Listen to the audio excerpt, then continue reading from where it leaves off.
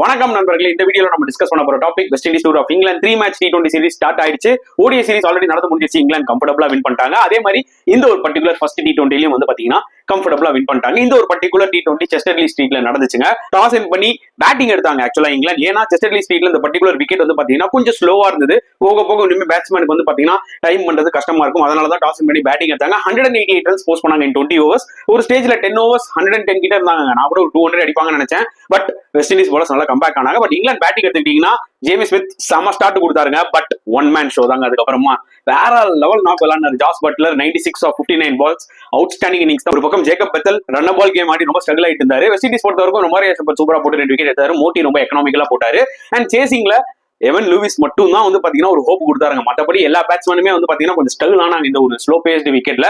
இங்கிலாந்து பொறுத்த வரைக்கும் Liam Dawson அவுட்ஸ்டாண்டிங்கா போட்டாரு. 4 overs 20 runs 4 wickets. அவரோட லெஃப்ட் ஆர்ம் ஸ்பின் அன்பிளேபிளா இருந்தது இந்த விக்கெட்ல.